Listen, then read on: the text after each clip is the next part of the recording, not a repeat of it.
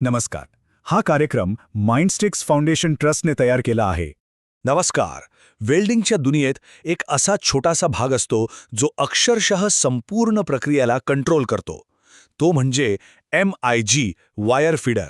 आता ह्याला वेल्डिंगचं हृदय का म्हणतात माहितीये? चला आज आपण ह्या मागचं सगळं रहस्य उलगडून पाहूया. आजच्या प्रवासात आपण अगदी मुळापासून सुरुवात करणार आहोत. सगळ्यात आधी आपण वायर फीडरच्या आत डोकावून पाहूया. मग त्याचे ड्राईव्ह रोलर्स वायरवर इतकी घट्ट पकड कशी ठेवतात ते समजावून घेऊया.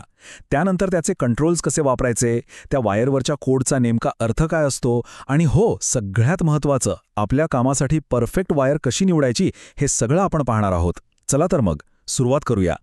तर आपला पहिला टप्पा आहे वायर फीडरच्या आतला भाग. म्हणजे कसा आहे, कोणत्याही मशीनला समजून घ्यायचं असेल तर आधी तिचे आतले भाग कसे काम करतात हे पाहणं खूप महत्त्वाचं असतं. चला मग याच्या रचनेपासूनच सुरुवात करू. प्रत्येक MI किंवा मॅक सेटअपचा खरा हिरो असतो तो म्हणजे हा वायर फीडर. याचं काम अगदी सोपं वाटतं, पण ते खूप महत्त्वाचं आहे. वेल्डिंग टॉर्चला न थांबता एकाच स्थिर गतीने वायर पुरवत राहणं. विचार करा, जर हे काम थोडंसं जरी चुकलं तर चांगला वेल्ड मिळण्याची शक्यताच संपते. इतकं हे मूलभूत काम आहे. चला या मशीनचे भाग सुट्टे करून पाहूया. सगळ्यात आधी येतो वायर स्पूल होल्डर, जो त्या वायरच्या मोठ्या गुंडाळीला जागेवर धरून ठेवतो. मग येते ड्राईव्ह मोटर, जी या सगळ्या सिस्टीमला ताकद देते. हीच मोटर ड्राईव्ह रोलर्सना फिरवते, जे वायरला घट्ट पकडून पुढे ढकलतात. आणि शेवटी येतात गाईड्स, जे वायरला सरळ रेषेत ठेवतात, म्हणजे ती कुठेही अडकत नाही किंवा तिचा गुंता होत नाही. आता आपण त्या भागाकडे वळूया जो वायरला प्रत्यक्ष स्पर्श करतो आणि तिला पुढे ढकलतो, म्हणजेच ड्राईव्ह रोलर्स. हे दिसायला लहान असले तरी यांची निवड योग्य आहे की नाही यावर आपल्या वेल्डची गुणवत्ता अवलंबून असते, कारण यांचा थेट संपर्क इलेक्ट्रोड वायरशी असतो. इथे आपल्याला दोन मुख्य प्रकारचे ग्रूव्ज दिसतात. एक आहे V आकाराचा आणि दुसरा आहे U आकाराचा. ही रचना काही उगाच नाहीये. V ग्रूव्ह हा स्टीलसारख्या कठीण वायरला घट्ट पकडण्यासाठी बनवला आहे, तर U ग्रूव्ह हा ॲल्युमिनियमसारख्या नाजूक वायरला न दाबता अगदी अलगद पुढे ढकलण्यासाठी. बघा, आकारातला हा इतकासा फरक खूप महत्त्वाचा आहे. अगदी थोडक्यात सांगायचं झालं तर V ग्रूव्ह कडक वायरसाठी आहे, तिला घट्ट पकडतो. याच्या अगदी उलट U ग्रूव्ह मऊ वायरला जणू काही आईच्या मायेने सांभाळतो, म्हणजे ती चिरडली जात नाही. जर चुकीचा ग्रूव्ह निवडला ना तर चांगल्या वेळची अपेक्षा करणं म्हणजे व्यर्थ आहे.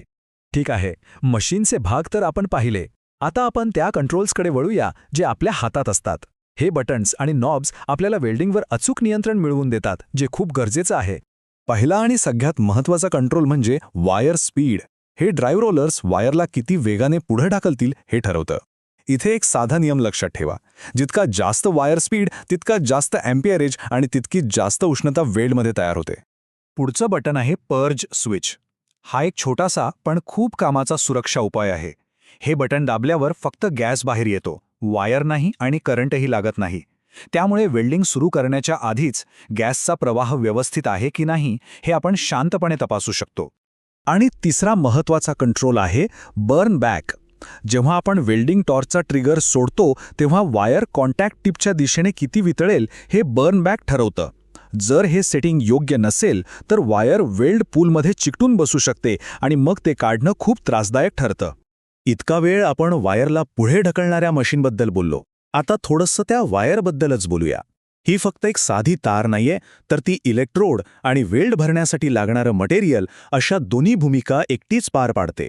American welding society AWS specification कसं वाचायचं हे समजून घेऊया. उदाहरणार्थ ER70S2. इथे E म्हणजे इलेक्ट्रोड आणि R म्हणजे रॉड.